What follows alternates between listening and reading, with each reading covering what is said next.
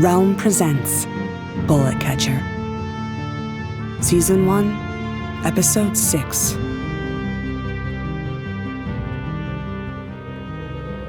One. The reunion only lasts a moment.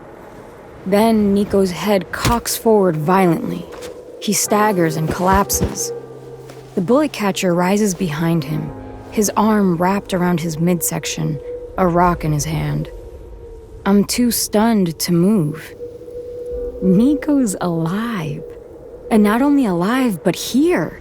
Right here on the outskirts of this far-flung Southland town.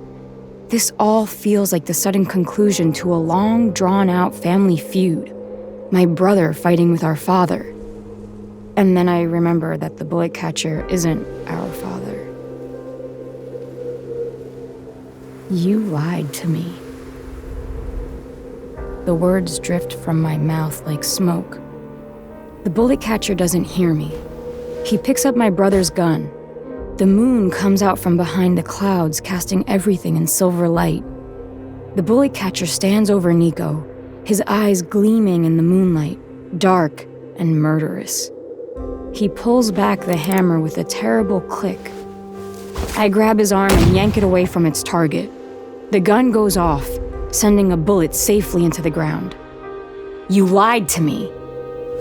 The bullet catcher turns and looks me up and down, like he's trying to remember my name. Damn it, Cub, he says. You don't know what he's done.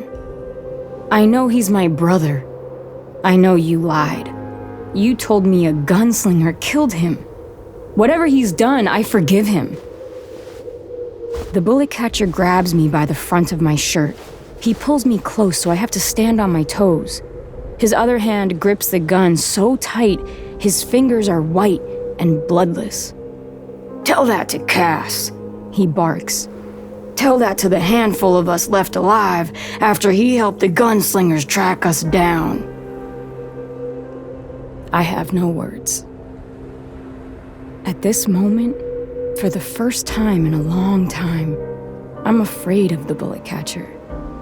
He holds my stare, but then all at once, the murder seems to leave him. He looks lost. He looks old. He lets me go and turns his back on me. He spits on the ground and tucks the gun into his waistband. The wind whistles through the flowers. Music rattles from town. I look at Nico in the moonlight. He is just how I remembered him, but with a new hardness to his features, stubble on his cheeks. He has that same desperate skinniness, those same dark eyes as when I last saw him. His shoulders are narrow, like mine. His face, with his high, prominent cheekbones and large almond eyes, is pretty rather than handsome. His hair shines black in the moonlight. He wears the dark clothes of a gunslinger and a black glove on his right hand. I crouch on a knee and run my thumb over the roughness of his cheek, through the blood. He's not a mirage. He's alive. He's right here. Shouting comes from the direction of the bruise. Orange torch flames add themselves to the green lamps of the town. The bullet catcher's eyes sharpen. Fetch your horse, he says. What about Nico? He comes with us. He throws Nico's guns and bandoliers into the flowers. Nico's horse chews the grass, disinterested. The bullet catcher lifts Nico and balances him on the back of the horse. Then he swings up into the saddle and lets out a whistle. The horse I stole comes to us like an old friend. Later, we will argue. Now, we ride. The lights of the bruise fade into the distance and disappear behind the tall dunes, but we don't slow down. Nor are we heading back to our mountain. We've been galloping at full speed for maybe an hour. The moon has retreated again, and the night is black and starless. The bullet catcher slows and motions for me to move alongside him. Do you hear it? he yells over the sound of our horses. Hear what? Prick your ears! I tune out the sound of our horses, their hooves, their dry, tired breathing, the pulse of my horse's heart through the saddle.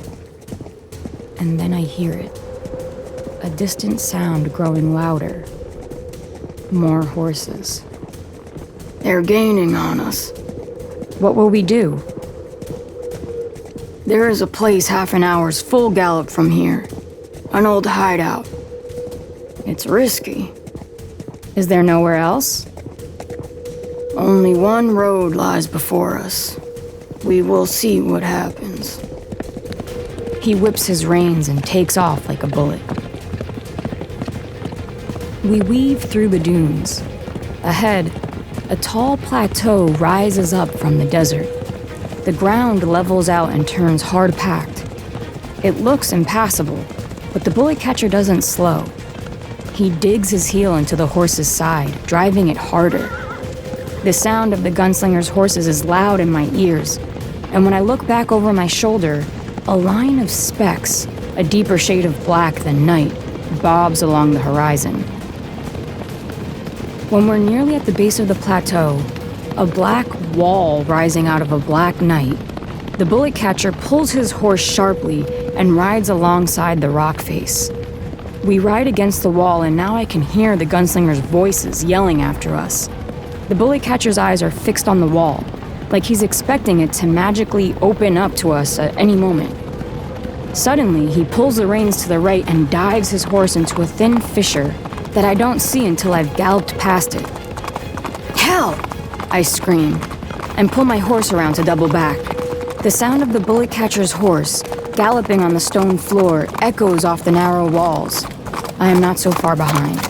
There are sharp turns in the passage, and though I yank hard on my horse's reins, I can't get her to turn quick enough. I turn late, and my legs scrape against the walls of the canyon. They're made of soft shale that breaks away easily. Still, it hurts like hellfire. I take another turn late, and the walls rip the saddlebags from the horse. Holding tighter, I lean forward over her neck so that I can hear her breathing, short and quick and exhausted. Behind me, the sound of hooves is closer than ever. The gunslingers must know about the passage, too. The passage widens into a kind of road. On either side, cut high up into the rock walls, is what looks like a town.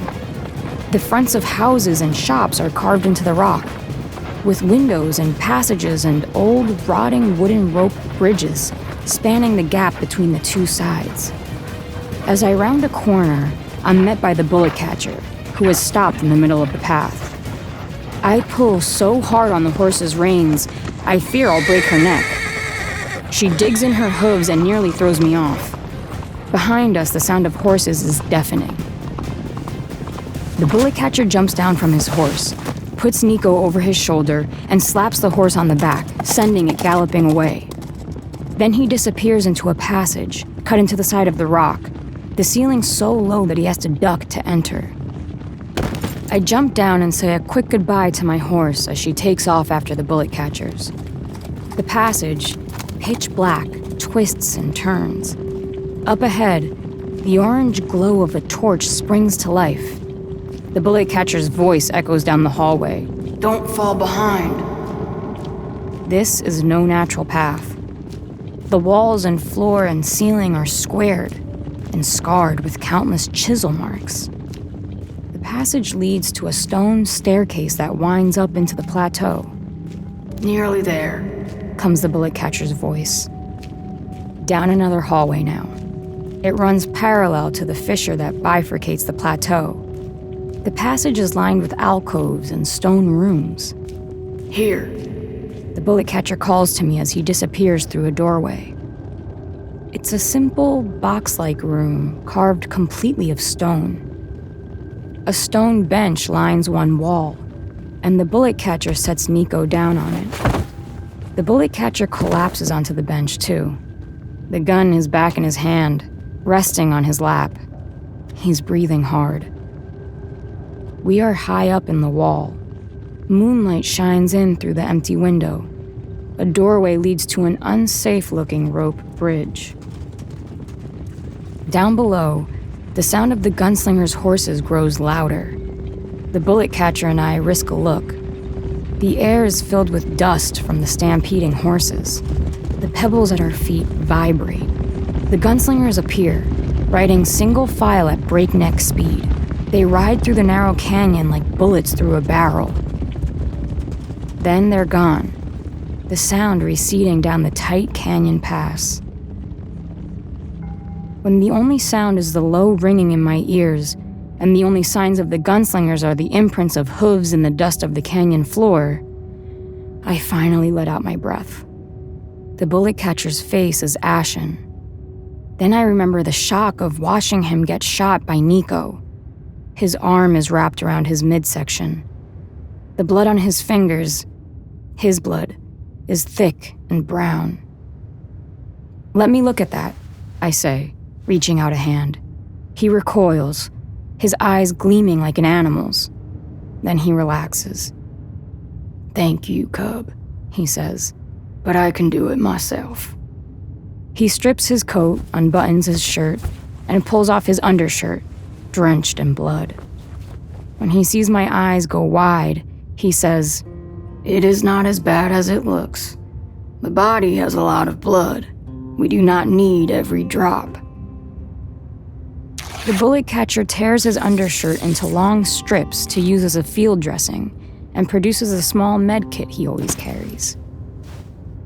Nico lies on the cool stone bench, breathing soundly as though in sleep.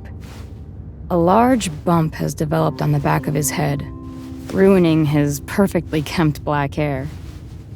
I dampen a cloth and wipe the dirt and blood from his face. That face that is so much like mine. That face that I haven't seen in years. Now I take out my own kit and clean the cut on Nico's cheek made by my bullet graze, and sew the shallow wound closed. Suddenly, anger wells up within me. You knew that bullet was my brother. "I did," the bullet catcher says through gritted teeth as he threads the curved needle through his flesh. "And you brought me with you to kill him." "More likely, he would have killed me." "You know what I mean." The bullet catcher stops for a moment and looks at me. The needle trembles in his fingers. I squeeze my eyes closed to hold back tears. The bullet catcher sighs painfully, tightens and ties the thread and cuts it. He pours clean water over his bloodied side and wraps himself with the dressings made from his torn shirt. He's pale, pouring sweat. "You told me my brother was dead." "He's dead to me." "But not to me," I yell. "Keep your voice down," he says. "They're bound to double back." Nico groans and stirs. He sits up slowly, blinking, holding his head, looking dazed. He touches his cheek and runs a finger along the railroad of stitches. "Nico," I start, but I don't know what to say after all these years. I want to ask him where he's been, what's happened to him, how he became a gunslinger, why he didn't come back for me. But all of these things get knotted in my throat, and all I get out is his name. "Emma," he says, his face forming into a brilliant, uncontainable smile. I can't help myself. I wrap my arms around him. "I missed you every day," he says, kissing the top of my head. If this is a dream, I don't want to wake up. The bullet catcher clears his throat loudly. "Move away from him, Cub." I look over and he's got his gun trained on Nico. "You wouldn't. Not now." "You know I would." Reluctantly, I pull myself away from him. Nico takes out a small pouch, pinches some tobacco, and sprinkles it onto a strip of yellowed paper. He rolls it, licks it closed, and offers it to me. I don't smoke. He smiles again. Good. It's a bad habit. He takes out a box of matches and lights a cigarette. He draws a deep lungful of smoke and exhales zeros, just like the bullet catcher. No one talks. Not because there's nothing to say, but because there's too much. Especially for someone as tight-lipped as the bullet catcher. And what about Nico? Is he a big talker, or is he quiet too? I know so little about him. I want it to be as easy as falling back into how we were when we were younger. When he would stomp around the yard of the orphanage with his chin up, and I would follow right behind, holding his hand. But that was a long time ago. I'm the first to break the silence. Where have you been all this time? You mean, why didn't I come back for you? Did you ever intend to come back for me? He's a liar, cub, the bullet catcher intervenes. I have grown used to, even fond of, the bullet catcher's name for me. But in front of my brother, it makes my cheeks burn. So are you, I snap. Silence falls over us again. This time, it's Nico who breaks it. I always meant to come back for you, he says.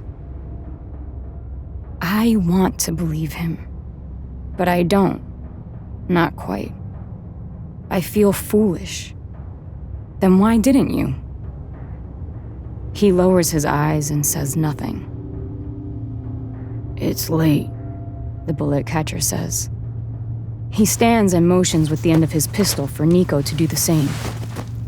He has a few strips of his torn shirt in his hand.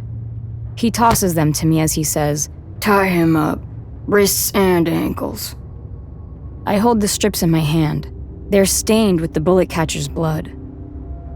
There's a tense moment in which I'm not sure any of us know what I'm going to do. But then I do what I'm told, and Nico doesn't object. We can't risk a fire, so we suffer through a few cold hours on the stone floor. I'm not sure if the bullet catcher sleeps at all.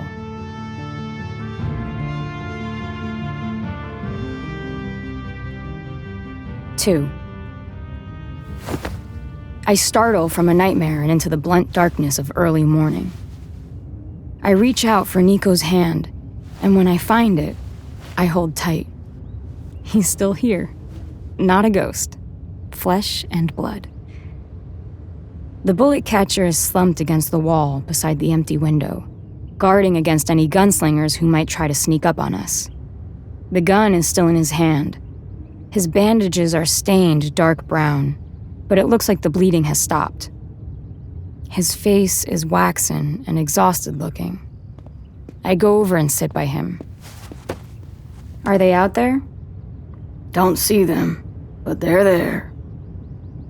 Why don't you step into the light, old man? That might settle things real quick. Nico pushes himself up to a sitting position. With his tied hands, he struggles into his pocket for his cigarettes and matches. He manages it pretty quickly, as though he's done it before. Don't be cruel, Nico. He could have killed you and didn't. I have a feeling that was more up to you than him. Nico leans back against the wall, trying to get comfortable. He smokes. The bullet catcher peers cautiously out the window. I rest my chin in my hands and close my eyes. So tired, I feel ready to fall right back asleep. Do you remember Mom and Dad? The question catches me off guard. A little, I suppose. I remember them pretty good. How about Mud Angels? Remember that? I must look at Nico cockeyed because all of a sudden he bursts out laughing. I can't believe you don't remember. It was one farming season out on the homestead. It hadn't rained in months. Dad was pretty grim about it. The field where he grew... God, what did he grow? Beans. He had bean plants. You do remember. A little, I said. Anyway, the plants were just about dead, and you were just a sprout. I can't even remember how old, but you had just started putting sentences together. You told Dad not to worry, that you knew it was going to rain. And sure enough, it did. And Dad, super serious Dad, went out into the rain and made mud angels on the ground. And we all went out there with him. You, me, and Mom. We all made mud angels with him. You really don't remember that? I think about the Bullet Catcher's mountain, the snow, and how I'd wanted to make snow angels. I remember lying out in the mud while it rained with my mouth open to catch the water. A little, I think. Nico smiles, leans his head back against the wall and closes his eyes. Good times, he says. It's odd to think that there were some good days sprinkled into my past. Alone, I tend only to think of the bad times. But Nico's right. Those were the good times. They loved us, he says, right up till the end. I feel like I used to know that, but it's been so long, I guess I'd forgotten. Or maybe I was too young to remember for sure. But I wasn't, he says. I remember. That's enough talking for now, the Bullet Catcher says. He stands and grimaces at the pain in his side. He presses himself close to the wall and peeks out the doorway, where the rope bridge extends to the far side of the cliff face. Whatever he's angling to see, he must not see it, because after a few seconds he grumbles and steps out to the edge of the bridge. In a low voice, Nico says, I think it would kill Mom and Dad to see us like this. What are you saying? He smiles and drops his voice even lower. I'm saying, come with me. I swallow hard and hold his gaze. And then the words come out almost automatically, without my meaning to say them. What about the Bullet Catcher? I won't let anything happen to him. I know how much he means to you. There's a pop from somewhere low in the canyon, and a chunk of the wall by the Bullet Catcher's head explodes into dust. Then the canyon floor erupts into gunfire. I jump to my feet and draw my pistol. The Bullet Catcher hangs half out the doorway, raining the bullets back down on the gunslingers like lightning bolts. He retreats through the doorway, catching me as I try to run past with my gun ready. There's too many, he says. And now I can hear the gunslinger's heavy boots scrambling in the dirt below. Everything falls silent, and I figure they must have retreated or gone back to hiding. But then come the sounds of them running through the halls, the clunk of their boot heels echoing off the cold stone. What now? I can't keep the panic from my voice. This place is a maze. We have some time. Not much, old man. And the Bullet Catcher's face tells me he knows it. The bandages are wet with fresh blood. His stitches must have popped. His face is squeezed in pain. He looks out the doorway at the rickety rope bridge swaying in the breeze blowing through the canyon. There's only one way out, he says. I take one look at the bridge and then turn back to him. That's crazy. There's no way it holds. And I guarantee some of my men are just waiting for you to try something crazy like that. Then we'll bargain, he says. You'll tell them to let us go, or we'll kill you. You wouldn't! I grab the Bullet Catcher's shirt and look into his eyes. The Bullet Catcher first looks at my hands where I hold on to him. Then he scans up to my face. Let me go, he says flatly. And I do, suddenly frightened of him. I won't let you. He looks from me to Nico, and then back to me. The three of us hold our breaths. Then the Bullet Catcher leaps at me. He grabs a gun from my hand and pushes me away. The Bullet Catcher aims the gun at Nico, and for a few moments we stand there, the 3 points of a standoff. The Bullet Catcher advances slowly on Nico.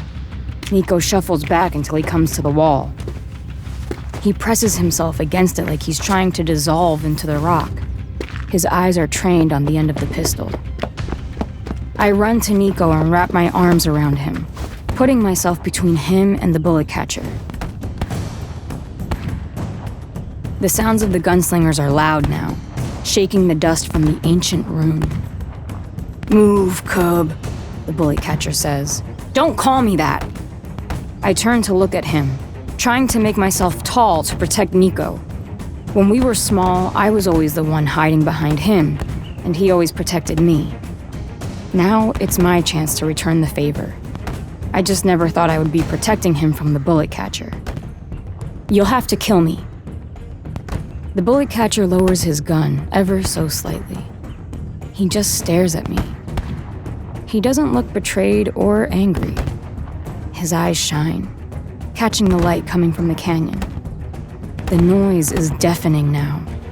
A gunslinger barrels into the room, gun drawn, but he's not as fast as the bullet catcher. He picks him off with a hip shot. The man falls to the ground in a heap, dead. And the bullet catcher is running, his long coat catching the wind as he leaps out the door and onto the bridge. It strains and rattles as he flies across it, but he makes it and disappears into the blackness of the doorway on the far side. A moment later, the rest of the gunslingers pile into the room, nearly tripping over one another. There's a loud noise from the cavern, and I turn just in time to watch the rope bridge collapse and fall to the earth below. He made it. He's gone. A gunslinger comes over and cuts Nico's bindings. Nico's arms are suddenly around me, holding me close. I turn back to him and rest my head against his chest. His heart is racing fast. He holds my head in his arms. "Should we give him chase, Bullet?" one of the gunslingers says, between deep gasps for breath. Nico looks down at me and smiles. "Let him go," he says. "Let him run." A few minutes later, we emerge from the dark, cool passage back onto the cavern floor, blistering with light and heat. A gunslinger walks down the path to meet us, leading Nico's horse and the one I stole by the reins. And when I extend my hand to my horse and make a few clicking sounds, she comes to me. I press my head against hers and pet her. "Have I done the right thing?" I whisper into her broad face. Nico swings his leg over the saddle of his horse. When he sees me hanging back, he trots over and says, "Are you okay? You look a little green." I look up at him, at his black eyes and dark hair flecked with brown, at the cut on his cheek that's bleeding anew. Just a day ago, I thought all those parts of him were dead and gone. His hair dry straw, his eyes empty caverns, his blood evaporated by the desert. And then I think of the bullet catcher, back in the bruise. He would have killed my brother, even though he knew what it would do to me. I think all this, and I know I've made the right decision. I try to smile, but I can't manage it. "I'm fine," I say. His smile brightens. "Emma, you're going to be a great gunslinger." Who said anything about me becoming a gunslinger? Nico's horse wrestles with the bit in its mouth. It trots circles in the dirt. Nico pulls the reins, calming him. "Hide it," he says. "It's in your blood, Emma. One day you'll be a great gunslinger, like I am, like Dad was." I don't know what to say, and I must look shocked because Nico laughs. "Now, let's ride. I'll tell you everything when we get home." He kicks his horse and they shoot off down the canyon. I watch him round the bend and raise my eyes to squint at the sharp canyon edge and the brutish blue sky beyond before mounting my horse and following.